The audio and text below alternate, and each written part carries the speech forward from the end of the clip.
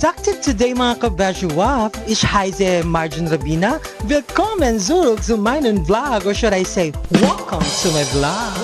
Before we start our day mga kabashuwap, magluag sa ta para makapamahaw ta ka mga kabashuwap, no? Lisod sad na maligya tag pagkaon yung ending mga chusmut ta sa pagka-chart. So naabot akong friendship ni mga kabashuwap, no? Siya ang pang malingkid rin mga kabashuwap. So ang drama na ko din mga kabashuwap, no? Ipangutang na ko ang mga mantika, ang mga tuyo, sa kabutanganan kung asa dapat mga kabashuwap. Para din ang tagog pangita kung asa na ito pangkuan mga kabashuwap, no? So mga lamas mga kabashuwap, ako na po siyang gibutang diri sa sudlanan mga kabashuwap. Ipang set aside ako na tanan kay para later on nila ta matagog pangita kung asa na dapat sila ipagbutang. Wala gawait ta mga kabashuwap na maluto atong kanon mga kabashuwap, no? So ang drama na ko din mga kabashuwap, prepare na ko dato ang pork na barbecue mga kabashuwap. So it's very easy to slice na siya mga kabashuwap. It's depend on you kung saan niyo siya pag-slice kay since kay business mo mga kabashuwap. So kailangan ginato mga kabashuwap na tama-tama gina-slice mga kabashuwap pero para sakto po sa presyo na ato ang ibaligya. So break sa mga kabashuwap no kay kailangan nato mamahaw mga kabashuwap kasi sa mga kauban din mga kabashuwap human sa pamahaw. So kita diri malingkabot tag kaon mga kabashuwap para dito mga pasmo. So this time mga kabashuwap no sige prepare na ko mga lamas mga kabashuwap para sa atong marinating sauce later on mga kabashuwap no.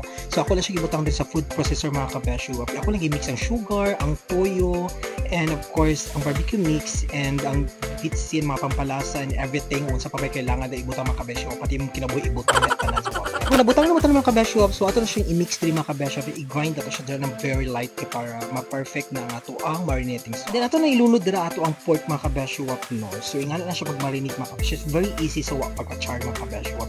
And then i-mix na ato na siya ng i-mixer na side hantod siya mag-even tanan ang sauce dira sa atong pork mga kabashuwap. Huwag na ko gibilin din na sauce din mga kabashuwap para sa atong chicken and ginalahi kinakong pork and chicken mga kabashuwap. Lang bet lang nako pakya. And after na to mahuman og marinate mga kabashuwap ato ang mga karne dira mga kabashuwap. It's time for us to tuhog-tuhog na mga kabashuwap. This is a very lisod sa tanan na part mga kabashuwap no. Kay na but lang siya di mo makamot rin mga kabashuwap mga tuhog ug apil sa pagka-char. Gusto mga kabashuwap for only 15 pesos mga kabashuwap no. So sa 2 kilo na to na per na mga kabashuwap makabuhat siguro tag mga 200 stick mga kabashuwap. Sa atong abana chicken mga kabashuwap siguro makabuhat siguro tag mga 15 stick mga kabashuwap for only 30 pesos lang siya mga kabashuwap sa pagka-char. So pakaginan siya giga mga kabashuwap depende sa imong paghiwa mga kabashuwap. So ato na i-prepare mga kabashuwap na para ma-display na nato tong food diri mga kabashuwap no. So magbutang siya kana butangan ng mga kabashuwap na itaklob mga kabashuwap kay basta barbecue mga kabashuwap duulo na kasi langaw no. So dapat lang siya itaklob. After all mga kabashuwap na human na magtuhog ang tanan mga kabashuwap no. So ato na i-prepare ato na mesa sa gawas mga kabashuwap para mga customer mga kabashuwap makapili na sila mga kabashuwap. Aside sa barbecue mga kabashuwap no gabaligya pa may pika-pika din mga kabashuwap. So dali na side mga kabashuwap barbecue nandito na side is pika-pika mga kabashuwap. So na may first customer din mga kabashuwap na nagpaluto ng mga kabashuwap no.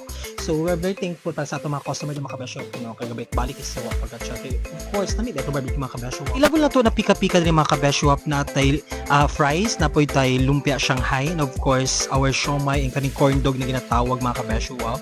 And of course na po tay kanang homemade chili sauce mga kabashuwap no. Then ang other sa barbecue na mga kabashuwap ginabutan na mo sa chili para dili siya mabuot. Then na po tay soft drinks sa mga kabashuwap no. Then after ani mga kabashuwap kay namin ni agi na malibig alasones mga kabashuwap no namalit mo mega mga kabashuwap kay tag 20 naman kilo mga kabashuwap laban na kay siya sa pagka-char.